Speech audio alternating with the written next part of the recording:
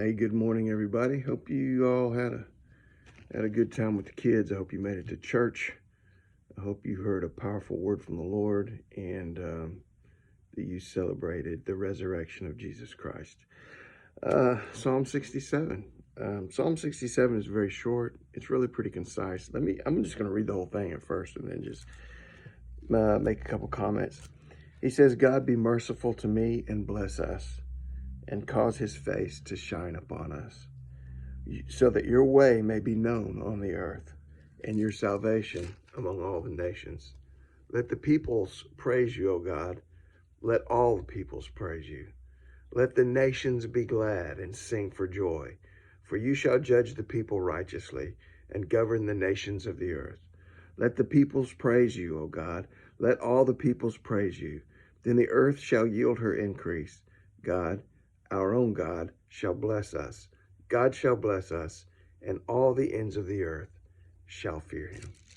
So I'm going to go back to verse 1. He just talks about be merciful to us. He says, and bless us and cause his face to shine upon us. I think I've talked about this little phrase before about his face shining upon us. It's symbolic of being under God's blessing. It's symbolic of being in God's presence. It's symbolic of being right there where God wants you to be.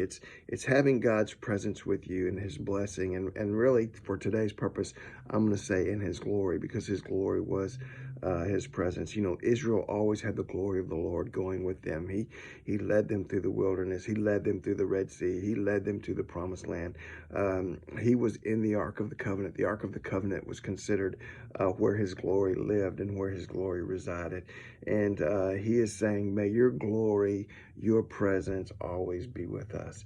You know, we want that as well. You know, there was a couple of occasions actually in the Old Testament where the glory where they felt like the glory of the Lord had left Israel because God's presence wasn't with them. In 1 Samuel chapter 4, there's a little story in there. Now there's a priest named Eli and his son Phinehas, and Phinehas had a wife who was pregnant, and the Israelites, and Phinehas was in the army, and the Israelites went out to make war against the Philistines, and they carried the Ark of the Covenant with them because that's what they did, because they wanted God's presence to be with them, the glory of the Lord to be with them.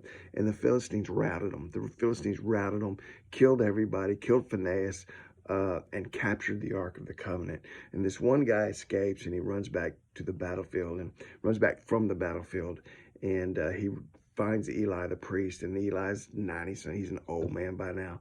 And he said, what happened? He said, we've been routed. And he said, your son has been killed. And he said, and the ark has been captured. And when he heard the ark had been captured, he fell over backwards and broke his neck. And so then word got to Phinehas' wife. She's gone into labor. And the word gets to his wife that Phinehas has died and the ark has been captured. And she gives birth to the baby, and she's going to die right after birth. But before she does, she names the baby Ichabod, because Ichabod means the glory has departed. The glory of the Lord has departed. You see, when they lost the ark, they lost the glory of God. But you know what? The glory of God lives inside of us now. The glory of God lives inside of us, and once you possess it, you can't lose it.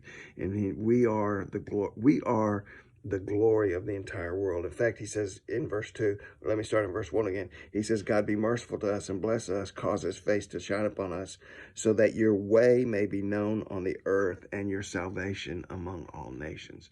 The glory of the Lord is present inside of his church and inside of his people today, so that all the worlds can know about him and know his salvation.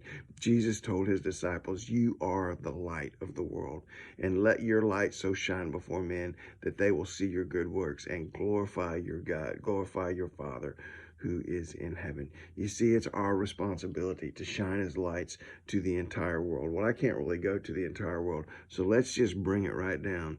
It's our responsibility to be the glory of God right here in our community. It's your responsibility to be the glory of God at the plant or at the business or at the office where you work. It's your responsibility to be the glory of God at the school where you attend or the school where you teach. It is our responsibility to be the light, to be the glory of God in our little corner of the world that God has placed us. Psalm chapter 67, read it. God be merciful to us and bless us and cause his face to shine upon us. Get out there in faith today. God bless you. Bye.